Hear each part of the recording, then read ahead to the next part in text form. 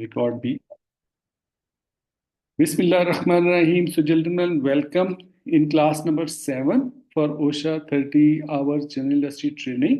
जैसे कि हमारा सिलसिला चल रहा है इस ट्रेनिंग का, आज हमारी क्लास नंबर 7 है और as per our routine we will discuss 3 topics today and these are the second last almost topics. इसके बाद एक टॉपिक हमारा रह जाएगा, that is health and safety management. ठीक है, उसको मैंने आज की ट्रेनिंग में शामिल नहीं किया. वो इंशाल्लाह कल हम उसके ऊपर डिटेल से बातचीत करेंगे. वो थोड़ा ज़्यादा उसके ऊपर मुझे टाइम चाहिए था ताकि मैं आपको ज़्यादा बेहतर तरीके से उसको ब्रीफ कर सकूं. तो आज के शॉर्ट टाइम में वो कवर नहीं हो पा रहा था, इसलिए कल कल में भी थोड़ी हम क्लास लेट स्टार्ट करें, 9:30 बजे या 9:35-40 तक हम स्टार्ट करेंगे. लेकिन 1 घंटा लगेगा, उसमें घंटा या सवा घंटा तो मैं कल आपको वो मैनेजमेंट जो है ना, that is very very important. यूँ समझ लें कि क्रक्स है, वो आपकी सारी ट्रेनिंग का निचोड़ है. तो उसको, उसकी सीक्वेंस को अंडरस्टैंड करना, उसको मतलब उसके एलिमेंट्स को, मैनेजमेंट सिस्टम के एलिमेंट्स को समझना और उसके अंदर जितनी भी एक्टिविटीज़ हो रही होती हैं उनको अंडरस्टैंड करना इट्स वेरी वेरी इंपॉर्टेंट. तो इंशाल्लाह कल हम मैनेजमेंट को डिस्कस करेंगे डिटेल से और फिर मैं आपको एक दिन दे दूंगा. उसके बाद आप एक दिन का गैप लीजिएगा, एक दिन की ब्रेक लें और फिर एक दिन के बाद, एक दिन के गैप के बाद जिसमें आप थोड़ा गो थ्रू कर लेंगे अपने प्रीवियस लेसन्स को, और हम इंशाल्लाह फिर एक क्विज, जो हमारा फाइनल क्विज है, वो हम कंडक्ट कर लेंगे वेरी नेक्स्ट डे. ठीक है, तो इस तरह हमारी एक प्रोसेस इवेलुएशन की कंप्लीट हो जाएगी और साथ ही मैं आपको उसी दिन ही आपकी असाइनमेंट के लिए भी आपको ब्रीफ कर दूंगा. ठीक है, तो उसके लिए मैं आपको 1 वीक का टाइम दूंगा असाइनमेंट के लिए. तो आप उसको अपने इजी टाइम में, इजी होगी, ज़्यादा लेंथी नहीं होगी, तो आप उसको इजीली अपने within 7 days you can do it and then you can submit it to me. ठीक है, तो आई वांट टू इंश्योर कि ना सिर्फ थ्योरेटिकली आपको नॉलेज अचीव हुआ है, बल्कि आप उसको किसी हद तक अप्लाई करने के भी काबिल हो. ठीक है, जो नॉलेज आपने थ्योरेटिकली अचीव किया है उसको जब हम ऑन ग्राउंड अप्लाई करेंगे थ्रू आवर असाइनमेंट, सो उसमें आपकी ज़्यादा फिर एक्सरसाइज भी होगी, लर्निंग भी होगी और आपको ये भी पता चलेगा कि मैंने जो नॉलेज गेन किया उसको कैसे मैं अप्लाई कर सकता हूँ अपनी वर्क प्लेस सेटिंग के अंदर. So let's come on to the topic. Gentlemen, today we have to discuss 3 topics, that is industrial hygiene and then ergonomics and finally hand and power tools. Most important topics हैं. Industrial hygiene का topic भी important है, but ये एक separate field है. लेकिन चूंकि हम मसलसल जो है वो hazardous substances, chemicals, अस्सलाम fumes. सर। जी वालेकुम सलाम. और गैसेस जो टॉक्सिक, उनकी टॉक्सिसिटी को डिस्कस करते चले आ रहे हैं, तो ये ओशा का इस पे बड़ा काफ़ी जोर है कि मतलब ये आपकी इंडस्ट्रियल सेटअप के अंदर, खासकर मैन्युफैक्चरिंग में, ये जो डिफरेंट किस्म के फ्यूम्स होते हैं, गैसेस होती हैं, सब्सटेंसेस होते हैं, चाहे वो लिक्विड फॉर्म में हो, फ्लेमेबल होते हैं या मतलब है कि और इनकी टाइप्स जो होती हैं, क्लासिफिकेशंस भी हमने सीखी, इनका बड़ा रोल होता है. ये आपकी हेल्थ और सेफ्टी को बहुत ज़्यादा इफेक्ट करते हैं. तो इसलिए इसमें मुसलसल इन टॉपिक्स की एक सीक्वेंस चली आ रही है. तो उसी हिसाब से अब हम इंडस्ट्रियल हाइजीन को चेक देखेंगे डिटेल से कि उन हेजरियस जो एक्टिविटीज़ होती हैं एज ए इंडिपेंडेंट, एक मतलब branch of health and safety, हम उसको कैसे मैनेज करते हैं. तमाम जो डिफरेंट किस्म के हैजर्ड्स होते हैं, लाइक इन्वायरमेंटल हैजर्ड्स हैं, और उनको हम डिटेल से डिस्कस करेंगे इंशाल्लाह. Then in point second, ergonomics. अच्छा, ये अर्गोनॉमिक्स भी इटसेल्फ हेल्थ एंड सेफ्टी की एक इंडिपेंडेंट ब्रांच बन चुकी है. अब तो इंडस्ट्रियल हाइजीनिस्ट भी अलग से मतलब एक्सपर्ट्स होते हैं, स्पेशलिस्ट होते हैं, जो normal health and safety officer से अलग होते हैं. ठीक है, जो एडवांस कंट्रीज हैं वहाँ पे इंडस्ट्रियल हाइजीनिस्ट की सेपरेट पोजीशंस होती हैं. ठीक है ना, इस तरह अर्गोनॉमिक्स जो है वो भी अब इतनी ज़्यादा वास्ट हो गई है ये फील्ड कि इसके ऊपर बहुत ज़्यादा रिसर्च वर्क भी हो रहा है कंटिन्यूसली. इस पे नई मतलब आइडेंटिफिकेशंस हो रही हैं, नई नई डिजीज़ की हो रही हैं, नए नए इसमें जो है वो एडवांसमेंट हो रही है, क्योंकि आपको पता है कि टेक्नोलॉजिकल एडवांसमेंट इतनी तेजी से हो रही है, तो उस हिसाब से जो अर्गोनॉमिक्स से रिलेटेड जो रिस्क हैं उनका भी फैक्टर बहुत हाई है। तो उसको हम अंडरस्टैंड करेंगे कि अर्गोनॉमिक्स है क्या और किस तरह ये हमारे वर्क इन्वायरमेंट को इम्पैक्ट करती है, इसके हैजर्ड्स क्या होते हैं और फिर उनकी प्रिवेंशन हम कैसे करते हैं एज पर ओशा रिक्वायरमेंट्स या स्टैंडर्ड्स। और फिर फाइनली जो हमारा टॉपिक है that is hand and power tools. ये अगेन इनका बड़ा रोल होता है आपकी इंडस्ट्रियल सेटअप के अंदर।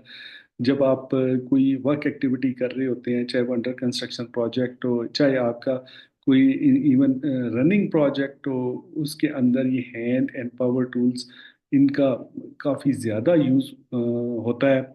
और इन इनके इनको हम डिफाइन भी करेंगे, इनके आइडेंटिफिकेशन भी करेंगे, इनकी टाइप्स को भी अंडरस्टैंड करेंगे, और फिर फाइनली इनकी प्रिवेंशन जो है वो कैसे इंश्योर की जाती है उसको भी हम डिस्कस करेंगे। So let's move on to the first topic that is industrial hygiene।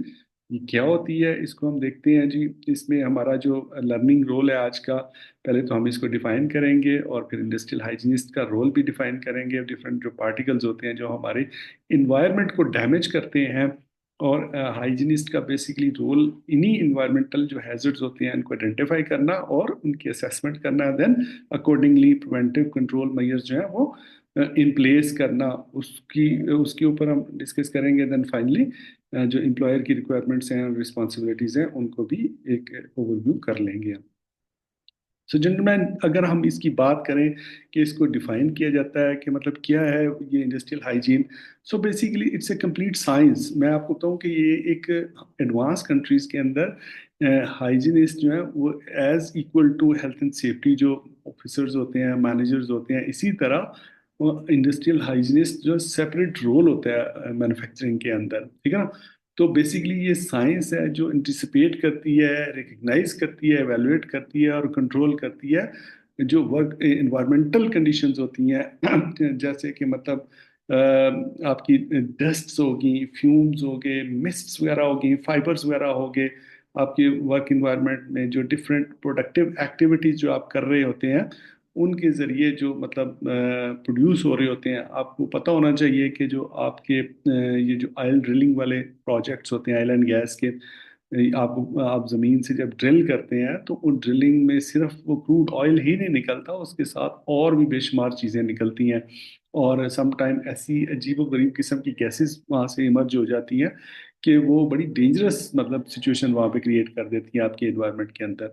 तो इसलिए उस हेजडियस इन्वायरमेंट के अंदर ये जो हाइजीनिस्ट्स होते हैं, इसी तरह आप देखें मैन्युफैक्चरिंग को देख लें, जहाँ पे स्टील मैन्युफैक्चरिंग हो रही है, या मतलब है कि इवन आप फ्लोर मिल्स को देख लें, सीमेंट की प्रोडक्शन को देख लें। जब सीमेंट को आपको पता है उसको क्रश किया जाता है और उसको पाउडर फॉर्म में लाया जाता है, तो उसके जो पार्टिकल्स होते हैं वो भी हवा में सस्पेंड हो जाते हैं। मतलब वो आप जो इर्द गिर्द के लोग हैं, वो इन्वायरमेंट खराब होने की वजह से जाहिर है आपने हवा से ही सांस लेना होता है, तो वो आपके सांस में जाके वो जो पार्टिकल्स होते हैं वो बड़ी तबाही मचाते हैं, बड़ा आपकी हेल्थ को डैमेज करते हैं।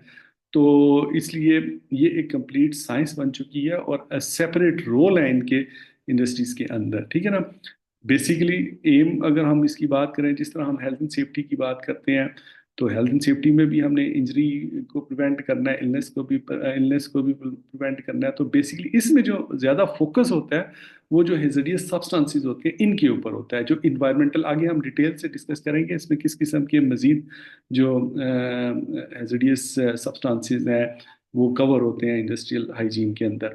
तो फोकस ऑब्वियसली ये जो इन्वायरमेंटल फैक्टर्स होते हैं इनके ऊपर होता है। अब अगर हम एक ब्रीफली मतलब इसकी रोल की बात कर लें इंडस्ट्रियल हाइजीनिस्ट की, जो कि मैंने आपको बताया एक सेपरेट इंडिपेंडेंट रोल होता है, एक प्रॉपर डेजिग्नेशन होता है इंडस्ट्रीज के अंदर। इंडस्ट्रियल हाइजीनिस्ट का बड़ी इंडस्ट्रीज के अंदर तो लाजमी होता है ये। तो इनका बेसिक रोल वही जैसे हेल्थ एंड सेफ्टी ऑफिसर या मैनेजर का होता है कि मॉनिटर्स एनालाइज इन्वायरमेंटल कंडीशन। अब जो occupational health and safety, work place health, जिनको हम जनरल हेल्थ एंड सेफ्टी कहते हैं, उनके उनका जो रोल होता है वो तो मतलब आपकी फिजिकल हैजर्ड्स भी, एक्सीडेंटल मतलब जो फिजिकल कंडीशंस होती हैं उनको भी मॉनिटर करना होता है, लेकिन इनका स्पेसिफिक जो है ना इन्वायरमेंटल जो इश्यूज होते हैं इनके ऊपर फोकस होता है। यानी आपके इन्वायरमेंट के अंदर जिस किस्म की हेजर्डियस एक्टिविटीज होती हैं, हेजर्डियस सब्सटेंसेस होते हैं, उनकी मॉनिटरिंग करना, उनकी इवैल्यूएशन करना, उनकी डिटेक्शन करना, फिर उनको डिटेल से उनके एनालिसिस करना। अब फर्ज करें कोई डस्ट पार्टिकल्स हैं आपकी एयर के अंदर, कोई एक्टिविटी हो रही है, वहाँ पे वेल्डिंग हो रही है, कंस्ट्रक्शन हो रही है। खासकर कंस्ट्रक्शन में आप देखें ये जो सैंड डस्ट होती है, ठीक है ना, इसकी इसके पार्टिकल्स भी पास करते छोटे छोटे होते हैं कि हवा के अंदर वो मुल्लक हो जाते हैं, उड़ना शुरू कर देते हैं। और फिर जब आप उस हवा, उस फिजा के अंदर सांस लेते हैं तो वो पार्टिकल्स जो है वो आपके इनहेल हो जाते हैं, आपकी बॉडी के अंदर चले जाते हैं। और वहाँ पे चूंकि उनके साइज इतने ज़्यादा होते हैं, वैसे तो वो छोटे नज़र आ रहे होते हैं, लेकिन हेल्थ वाइज उनके साइज जो है, आपके जो लंग्स होते हैं इनकी वॉल को डैमेज करने के लिए काफ़ी उनका रोल होता है, ठीक है। तो उन इसी तरह अगर नॉइज़ का हैजर्ड है आपकी ऑर्गेनाइजेशन के अंदर, तो नॉइज़ भी आपकी हियरिंग को इम्पैक्ट करेगा। इसी तरह हीट या कोल्ड का जो हैजर्ड है, जो आपके इन्वायरमेंटल से रिलेटेड हैजर्डियस सिचुएशन है या सब्सटेंसेस से रिलेटेड, उनकी कंप्लीट मॉनिटरिंग करना इंडस्ट्रियल हाइजीनिस्ट का रोल होता है, और बड़ा इंपॉर्टेंट रोल है। और इनकी जो इम्पोर्टेंस है इंडस्ट्रियल वर्क इन्वायरमेंट के अंदर बहुत ज़्यादा होती है। ये समझ लें कि आधे डॉक्टर होते हैं ये लोग। Employees appropriate protection measures, obviously जब हेल्थ का बहुत सारा नॉलेज इनको होता है, यहाँ तक कि आगे हम बात भी करेंगे, मतलब डिफरेंट किस्म के जो हेल्थ इम्पैक्ट्स होते हैं ड्यू टू दी हेज़ार्डियस सब्सटेंसेस, उनकी डिटेक्शन करना। और फिर अकॉर्डिंगली जब उनकी प्रिवेंटिव कंट्रोल मेजर्स बनाए जाते हैं तो उसमें किन ऑप्शंस को ये फोकस करते हैं इंडस्ट्रियल हाइजीनिस्ट में। इसी तरह एवेल्युएशन करना अपनी जॉब्स की, जहाँ पे जॉब्स एक तो होता है आपका इन्वायरमेंट इंडस्ट्री का, ठीक है, एक होती है स्पेसिफिक जॉब इन्वायरमेंट, मतलब एक बंदा आपने किसी एक मशीन के ऊपर खड़ा किया हुआ है, ठीक है, और वहाँ पे वो काम कर रहा है, कोई स्पेसिफिक टास्क आपने उसको दिया हुआ है। कोई मिसाल के तौर पे कोई इंजेक्ट उस मशीन पे कोई कटिंग कर रहा है, कोई ब्रेजिंग कर रहा है, या उस मशीन पे कोई और काम उस मशीन से कर रहा है। अब उस मशीन के सराउंडिंग या उस जॉब के दाएं बाएं जो इन्वायरमेंट होगा ना, वो जॉब इन्वायरमेंट होता है, ठीक है ना। मे बी वहाँ पे लाइट कम हो, मे बी जिस एरिया में आपने उसको खड़ा किया हुआ है वहाँ पे हीट बहुत ज़्यादा हो, उससे उसकी हेल्थ इम्पैक्ट होगी। मे बी वो टेम्परेचर बहुत कम हो, ठीक है, उससे भी उसकी हेल्थ इम्पैक्ट होगी। तो जॉब इन्वायरमेंट को भी डिटेल से मॉनिटर करना, और ओवरऑल आपकी ऑर्गेनाइजेशनल जो इन्वायरमेंट होता है एज ए कलेक्टिवली उसको भी एनालाइज करना, जो हाइजीनिस्ट हैं इनका बेसिक रोल होता है। जी मैसेज आया, देख लेते हैं। किसने मैसेज किया जी? means they ensure that industries must make the least impact to the environment. yes yes yes बिल्कुल आप दुरुस्त कह रहे हैं, ठीक है ना। वैसे तो इन्वायरमेंटलिस्ट भी होते हैं, लेकिन इन्वायरमेंटलिस्ट का थोड़ा सा रोल डिफरेंट होता है। उन्होंने बेसिकली मतलब मॉनिटर करना होता है एक्सटर्नल इन्वायरमेंट को भी, इंटरनल इन्वायरमेंट को भी, ठीक है ना। जैसे ग्लोबल वार्मिंग हो रही है, मतलब बादल आ गए हैं नहीं है, मतलब इस तरह की, या उसमें नमी कितनी है हवा के अंदर, इस तरह के इश्यूज, उनका थोड़ा सा टॉपिक डिफरेंट हो जाता है। लेकिन जो इंडस्ट्रियल हाइजीनिस्ट होते हैं ये स्पेसिफिकली फोकस करते हैं हैजर्डियस सब्सटेंसेस के ऊपर, ठीक है जी। आगे चलते हैं। आप देखते हैं हम किस किस्म के मतलब एक्सपोजर्स को ये लुक आफ्टर करते हैं। हाइजीनिस्ट और इंडस्ट्रियल जो सेटअप होता है हमारा, उसमें कैसे डैमेज करता है इन्वायरमेंट को ये डिफरेंट किस्म की जो हैजर्डियस सिचुएशन होती है, जैसे केमिकल हैजर्ड्स हैं, टॉक्सिक होते हैं, सब्सटेंसेस हैं, क्रोसिव्स होते हैं, ठीक है, आपकी हेल्थ को इम्पैक्ट होता है ना ये। अगर कोई टॉक्सिक केमिकल है, मतलब उसकी माइनर सी डोज भी आपके लिए लीथल हो सकती है, ठीक है। इसी तरह अगर कोई क्रोसिव केमिकल है, क्रोसिव मतलब आपकी जान तो नहीं लेगा, लेकिन आपकी स्किन को जला देगा, ठीक है ना, उसमें स्किन पे रैशेस पड़ जाएंगे। इसी तरह बायोलॉजिकल हैजर्ड्स हैं जिनको हम डिस्कस कर चुके हैं ऑलरेडी, वायरसेस हैं, बैक्टीरियाज हैं, हेपेटाइटिस बी, सी और एड्स वगैरह के। तो ये भी हाइजीनिस्ट की उसमें आता है, डोमेन में आता है बायोलॉजिकल हैजर्ड्स का आइडेंटिफिकेशन। फिजिकल हैजर्ड्स में देखिए अब यहाँ पे थोड़ा सा फर्क पड़ जाता है फिजिकल हैजर्ड्स में।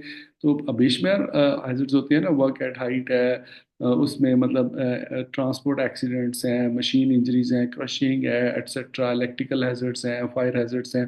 मतलब वो जनरल जो आपकी हेल्थ सेफ्टी के जो स्पेशलिस्ट होते हैं वो उनको लुक आफ्टर कर रहे होते हैं। बट ये जो इंडस्ट्रियल हाइजीनिस्ट हैं इनका बेसिकली नॉइज, रेडिएशन और टेम्परेचर टाइप जो आपकी इन्वायरमेंट को डैमेज करने वाले हैजर्ड्स हैं इनके ऊपर ज़्यादा फोकस होता है। नॉइज को ये बिल्कुल, नॉइज को generally general health and safety जो प्रोफेशनल्स होते हैं वो भी लुक आफ्टर करते हैं अपनी असेसमेंट को, उसको भी। लेकिन इतना डीप असेसमेंट जो है जिस तरह हाइजीनिस्ट करते हैं उस तरह जो normal health and safety professionals होते हैं वो नहीं करते। रेडिएशन को मतलब है कि बहुत डीप जाके analysis normal health and safety specialist जो है वो नहीं कर पाते, हाइजीनिस्ट कर लेते हैं। ठीक है, इसी तरह टेम्परेचर की इंटेंसिटी को मॉनिटर करना और उसका इम्पैक्ट डिटरमिन करना, ये मैंने आपको बताया ना, ये जो ये ऑलमोस्ट हेल्थ स्पेशलिस्ट ही होते हैं, ये इनका मेडिकल से काफ़ी लिंक होता है। ये जो हाइजीनिस्ट होते हैं आपके अर्गोनॉमिक्स, अर्गोनॉमिक्स को हम सेपरेट अपने टॉपिक में भी डिस्कस करेंगे। इंपॉर्टेंट है आपको इसको अंडरस्टैंड करना प्रॉपरली, ठीक है ना। मिसाल के तौर पे जो हम अपने चाहे ऑफिस इन्वायरमेंट में है, इंडस्ट्रियल इन्वायरमेंट में है, चाहे हम कोई वर्क एक्टिविटी कर रहे हैं, तो उसमें कोई भी एक्टिविटी, कोई भी ऐसी मोशन, कोई भी ऐसी मूवमेंट जो हमारे मसल्स के ऊपर स्ट्रेस करती है, मतलब हमारे मसल्स को पेन देती है, हमारे मसल्स को डैमेज करने की अहलियत रखती है, वो that comes into the ergonomics। वो all situation, conditions, work activities, motions हमारी बॉडी की, जो कि हमारे बॉडी के जो मसल्स हैं उनको डैमेज करने की अहलियत रखती है, उस उसको हम कहते हैं, उसकी प्रिवेंशन के लिए ergonomics की फील्ड जो है इमर्ज हुई। और ये भी एक इंडिपेंडेंट फील्ड बन चुकी है, ergonomics स्पेशलिस्ट भी होते हैं ऑर्गेनाइजेशंस के अंदर। अब हम बात कर लें, अगर हमारी ईयर के अंदर किस किस्म के मतलब एसिडियस सब्सटेंसेस हो सकते हैं, क्योंकि ये रोल है इंडस्ट्रियल हाइजीनिस्ट का इनको आइडेंटिफाई करना, तो हमें पता तो होना चाहिए किस किस्म के ये पार्टिकल्स होते हैं। डस्ट जैसे solid particles from handling materials. अब आप देख लें, डिफरेंट किस्म की डस्ट जो है वो जनरेट हो रही होती है। जब आप अगर करेंगे ना, जब health and safety NEBOSH level 6 का डिप्लोमा, उसमें जो यूनिट 2 है that mainly focus on the health hazards. अब उसमें इतना डीप जाके वो असेसमेंट की जाती है, मतलब चाहे वो नॉइज लेवल की असेसमेंट करनी हो आपने, चाहे मतलब है कि कोई एक्सपोजर हो गया है आपकी लंग्स के अंदर, उसकी डिटेल मतलब इन्वेस्टिगेशंस आपने करनी हो, बड़ी डिटेल के साथ उसके अंदर ये चीज़ें मतलब डिस्कस की जाती हैं। जो जितने भी जो मतलब डस्ट से रिलेटेड पार्टिकल्स होते हैं और उनका इम्पैक्ट होता है आपकी हेल्थ के ऊपर। जनरली हम ये समझ सकते हैं कि इस तरह की कंडीशन आपको कई तरह के वर्क प्लेस सेटिंग्स के अंदर नज़र आ सकती है डस्ट की। अब डस्ट की डिफरेंट टाइप्स होती हैं, जैसे एक आम सैंड डस्ट भी हो सकती है, वुड डस्ट भी हो सकती है, मतलब है कि कोई स्टोन डस्ट होती है, स्टोन डस्ट आपको पता होगा। फ्लोर डस्ट होती है, जहाँ पे ये जो फ्लोर मिल्स होती हैं। सीमेंट डस्ट होती है, जो सीमेंट जहाँ पे प्रोड्यूस हो रहा होता है वहाँ पे ये जो डस्ट के पार्टिकल्स एयर में जो सस्पेंड हो जाते हैं, और वहाँ पे जो सांस लेता है जो भी बंदा वहाँ पे वर्कर जो इस इन्वायरमेंट में होते हैं, इसी तरह स्मोक जो होता है, फायर होता है, उससे भी मतलब डस्ट जनरेट होती है। तो that is very very dangerous and it creates very critical and serious health impacts. So hygienist के तौर पे आपको dust specific to your environment, you have to check in detail if some dust is being generated. You have to examine those particles कि ये कौन सी dust type है और ये किस तरह आपके हेल्थ को इम्पैक्ट करती है, और अगर वो उसका एक्सपोजर लेवल ज़्यादा है then you have to take serious control measures. Fumes क्या होते हैं जी? फ्यूम्स सॉलिड पार्टिकल्स होते हैं फ्रॉम इवेपोरेशंस। ठीक है, इवेपोरेशन का प्रोसेस तो आपको पता ही होगा, साइंस वगैरह आपने पढ़ी होगी। इवेपोरेशन मतलब ये जो बुखारात बनना जिसको कहते हैं, ठीक है ना, इवेपोरेट होना। पानी को जब बॉईल करते हैं तो वो इवेपोरेट होता है, तो उसके पार्टिकल्स जो है ना वो हवा में जाते हैं। तो वो एक अनदर मतलब है कि एक हेल्थ हैजर्ड होता है आपकी ऑर्गेनाइजेशनल सेटअप के अंदर, खासकर मैन्युफैक्चरिंग के अंदर। Mist liquid particles in the air, जैसे मतलब है कि आप ये देख लें ये मिस्ट जो होती हैं ये भी बड़ी डेंजरस होती हैं। आपका कोरोना वायरस फैला ही सारा मिस्ट से था। जो जो मतलब ड्रॉपलेट्स होते थे आपके, जब आप छींकते थे, स्नीजिंग करते थे, तो उससे फिर वो ड्रॉपलेट्स जो हैं, वो मिस्ट जो हैं, वो आपके किसी सरफेस के ऊपर गिर जाती थी या किसी अगले बंदे के ऊपर गिर जाती थी जो आपके सामने होता था। तो उसको भी इम्पैक्ट हो जाता था क्योंकि वो कंटीजियस थे, वायरल थे। वायरस का मतलब ही वायरल होता है। वायरस का मतलब ये होता है जो एक से दूसरे में फैल जाए, दूसरे से तीसरे में वो स्प्रेड कर जाए, इसीलिए उसको वायरस कहा जाता है। ठीक है ना। इसी तरह फाइबर्स अनदर जो हैजर्ड होता है, आपका मतलब है कि इसी फ्यूम डस्ट और मिस्ट की फॉर्म में फाइबर्स क्या होते हैं, छोटे छोटे मतलब टिनी किस्म के, जिस तरह बाल होते हैं छोटे छोटे, मतलब आपने अक्सर देखा होगा कि मतलब ये लच्छे जिस तरह बने होते हैं, आम अल्फाज में बात करें तो these are the fibres particles, जो कि मुख्तलिफ किस्म के सब्सटेंसेस से क्रिएट होते हैं और हवा के अंदर वो मतलब उड़ते फिरते हैं, और बहुत बारीक से होते हैं, आम तो देखे भी नहीं जा सकते वो। और वो भी आपके लंग्स के जरिए, आपकी इनहेलेशन के जरिए, आपके माउथ के जरिए, इंजेक्शन के जरिए आपके इनसाइड मतलब चले जाते हैं और काफ़ी किस्म की हेल्थ प्रॉब्लम क्रिएट करते हैं। अगर हम गैसेस की बात कर लें, ये हम जो कि इन्वायरमेंटल जो हैजर्ड्स हैं, जो स्पेसिफिक टू हाइजीन से रिलेटेड है, उनकी जो कि बात कर रहे हैं, तो इसमें हम गैसेस को भी मतलब हमने डेफिनेटली डिस्कस करना है। Formless fluids that expand to fill space, very understandable things कि ये गैस क्या चीज होती है। एक ऐसी चीज जिसकी कोई अपनी शेप नहीं होती, जिस जगह पे वो जाएगी उसकी वो शेप अडॉप्ट कर लेगी।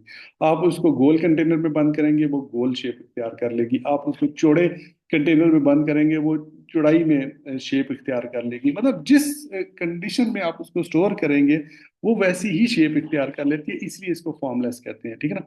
Vapours gaseous form of the substances, normally liquid और सॉलिड। जिस तरह मैंने आपको बताया था, जो फ्लेमेबल लिक्विड्स होते हैं, इनके जो वेपर्स हैं वो बेसिकली डिटरमिन करते हैं कि वो उनका जो जिस टेम्परेचर के ऊपर वो कन्वर्ट होते हैं from liquid to vapour, that is a flash point. क्यों एट दैट पॉइंट अगर इफ देयर इज सम मतलब है कि वो कोई इग्निशन है उनके करीब, तो वो आग पकड़ लेंगे। तो ये वेपर्स भी गैशियस फॉर्म में ही होते हैं।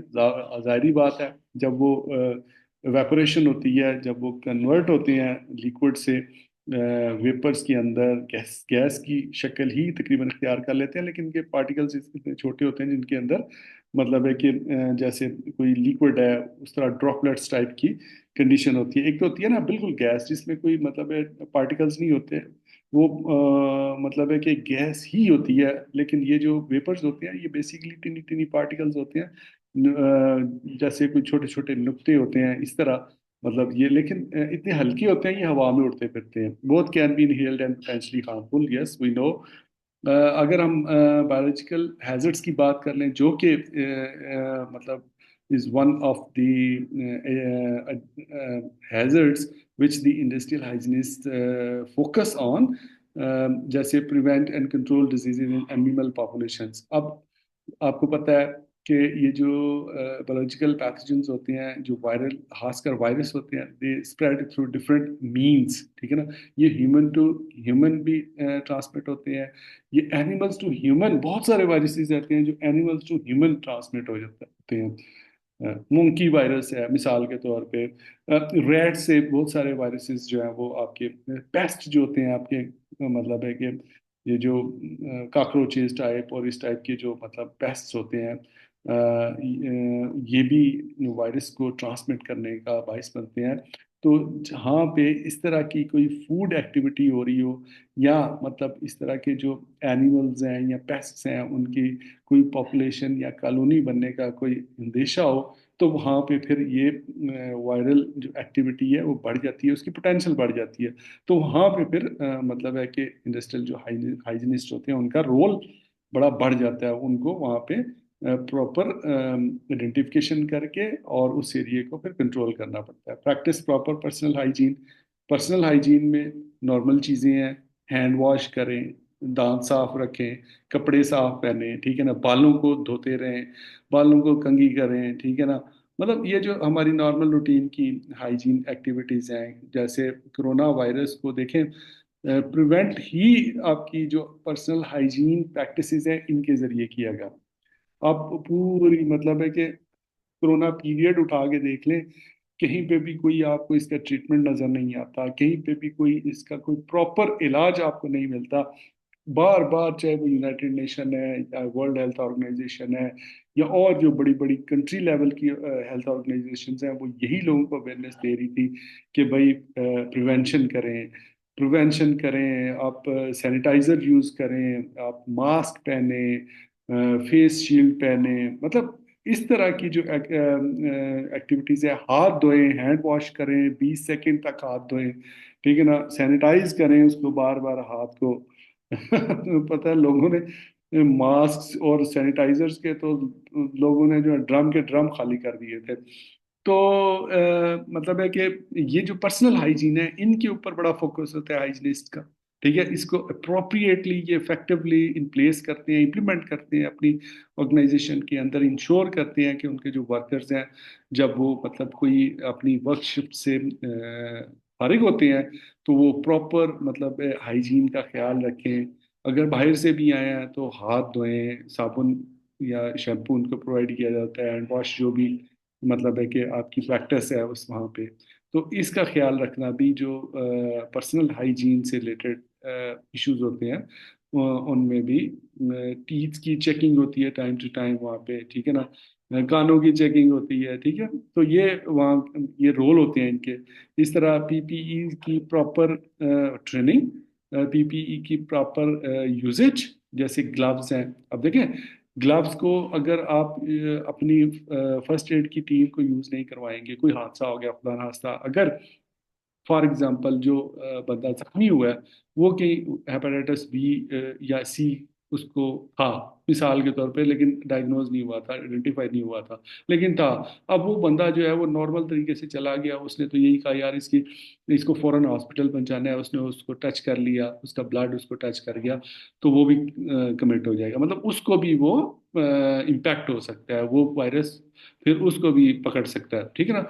तो इसलिए ग्लव्स का यूज करना, रेस्पिरेटर्स का यूज करना, खासकर जहाँ पे डस्ट और फ्यूम्स टाइप्स के हेज़ार्डस सब्सटेंसेस होती हैं, तो वहाँ पे ना सिर्फ खुद यूज करना हाइजीनिस्ट जो होते हैं, बल्कि इंश्योर करना कि वहाँ अपनी वर्क प्लेस के अंदर अगर इस तरह की कोई सिचुएशन है तो वहाँ पे अप्रोप्रिएट मतलब पीपीज जो है उनका यूज करवाना भी उनकी रिस्पॉन्सिबिलिटी में शामिल है। Implement proper infectious waste disposal. Infectious waste क्या होती है जी, एनीबॉडी आइडिया? किसी को आइडिया है कि ये इन्फेक्शियस वेस्ट क्या होती है? हॉस्पिटल्स के अंदर आपने देखी होगी या कभी ऑब्जर्व की होगी, या आपके अगर कोई वैसे किसी को आइडिया है तो काइंडली मुझे थोड़ा सा बताएं ना। सर अ, वो अगर कोई इन्फेक्टेड चीज निकले ऑपरेट के दौरान, मेरा ख्याल वो। बिल्कुल बिल्कुल सही कहा आपने। अब ये जो इन्फेक्शियस वेस्ट जो होती है ये मुख्तलिफ किस्म की होती है, वो जो हमने कहा था बॉडीली फ्लूइड्स। किसने पूछा था बॉडीली फ्लूइड्स का, अरसलान ने या उमैर ने? आई थिंक, मुझे याद नहीं है।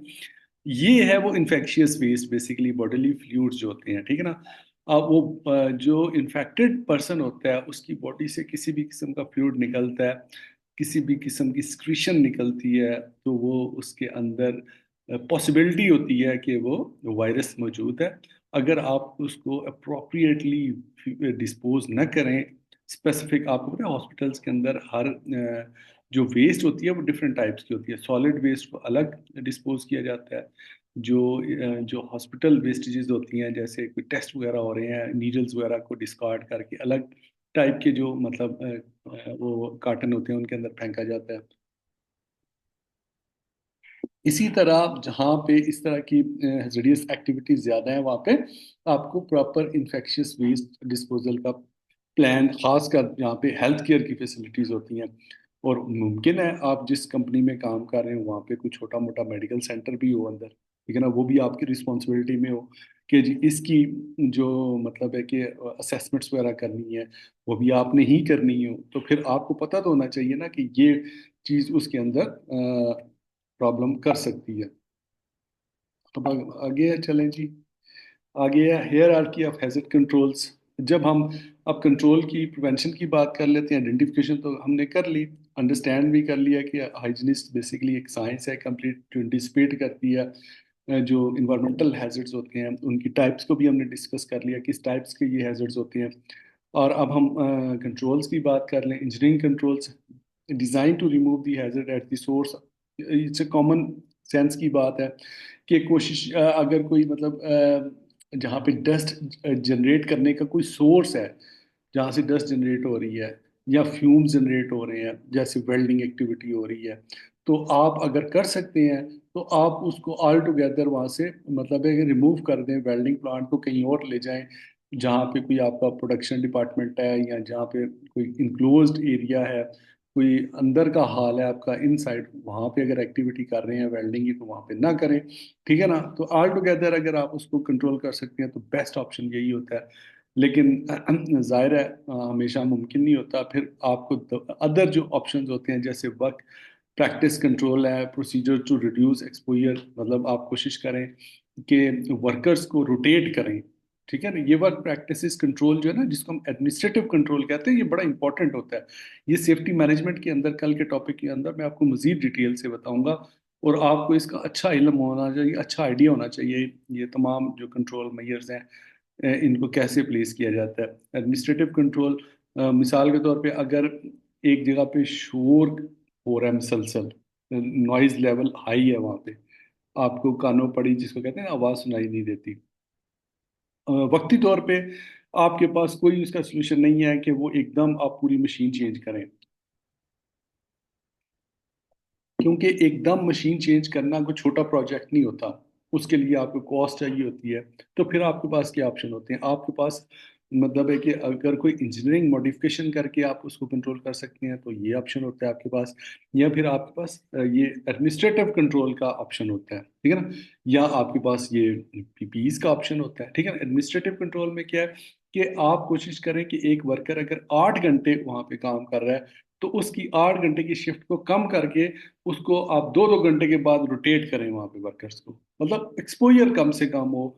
क्योंकि अगर वो 8 घंटे एक्सपोजर कंटिन्यूअसली एक ही वर्कर को होगा तो हो सकता है उसकी हेयरिंग जो है वो लॉस हो जाए, परमानेंट उसको इम्पैक्ट हो जाए। लेकिन जब आप एडमिनिस्ट्रेटिवली रोटेशन से इसको कंट्रोल कर सकते हैं, क्योंकि एक्सपोजर को एकदम तो आप कंट्रोल नहीं कर पा रहे।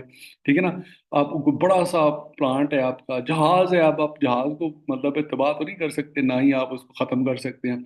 अब उसका शोर होता है, आपको पता है जब जो जो एयरप्लेन होता है आपका, प्लेन जो उड़ता है उसके सामने एक पॉइंट पर्सन होता है जो उसको डायरेक्शन दे रहा होता है, उसने हेड गियर्स पहने होते हैं प्रॉपर, क्यों, इसलिए कि उसका नॉइज लेवल इतना ज्यादा उस एरिया के अंदर होता है कि अगर वो हेड गियर्स ना पहने, वो प्रोटेक्शन के लिए ना पहने, ईयर मास्क जिसको कहते हैं, तो वो अच्छी खासी उसके जो है ना प्रॉब्लम्स क्रिएट हो जाएं, उसके कान के पर्दे फट जाएं। ठीक है ना, तो पर्सनल प्रोटेक्टिव इक्विपमेंट जैसे मैंने आपको पहले भी बताया, अगर कंफाइंड स्पेस में जा रहे हैं रेस्पिरेटर्स, अब कंफाइंड स्पेस में भी एजडियस सिचुएशन हो सकती है, वेल्डिंग की एक्टिविटी में एजडियस फ्यूम्स या एजडियस जो इस तरह के मतलब सब्सटेंसेस हैं क्रिएट हो सकते हैं, लिक्विड की फॉर्म में हो सकते हैं, सॉलिड पार्टिकल्स हो सकते हैं, इनको हमने डिटेल से डिस्कस किया।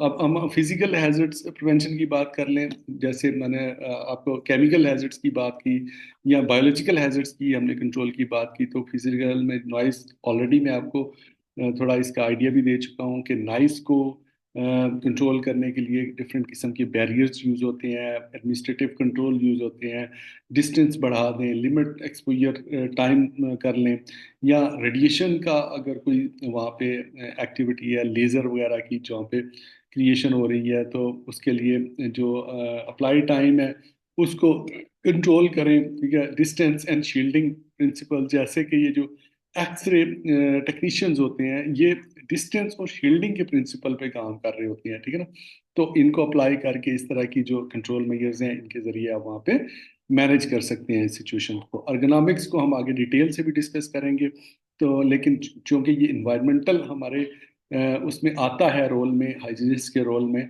तो इनको डिटेल से भी अंडरस्टैंड करना जरूरी है। आगे हम इसको डिटेल से डिस्कस करते हैं।